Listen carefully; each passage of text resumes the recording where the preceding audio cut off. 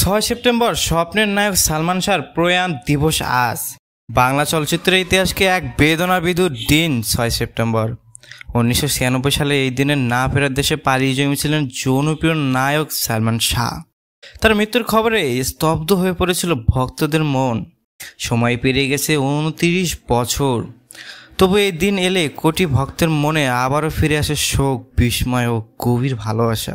1996 সালে মাত্র 25 বছর বয়সে আজকের এই দিনের অগণিত ভক্তদের কাঁদিয়ে না ফেরার দেশে পাড়ি জমান সালমান শাহ।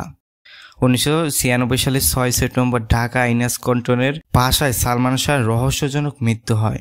তার এই আকস্মিক মৃত্যু নিয়ে পুলিশ একাধিক তদন্ত করে। তদন্ত শেষে বলা হয় তিনি আত্মহত্যা করেছিলেন। তবে তার পরিবার ও ভক্তরা এই তদন্ত কখনোই গ্রহণ করেননি, বরং তাদের দাবি সালমান খানকে পরিকল্পিতভাবে খুন করা হয়েছিল। তার মৃত্যুর প্রকৃত রহস্য আজও উদ্ঘাটন করা যায়নি। সো ভিউয়ার্স, আপনাদের কি মনে হয় সালমান শাহ কি আদৌ আত্মহত্যা করেছিল নাকি কোনো পরিকল্পিতভাবে তাকে মেরে ফেলা হয়েছিল? এই জানিয়ে গুরুত্বপূর্ণ মতামতটি কমেন্ট করতে পারেন আমাদের কমেন্ট বক্সে।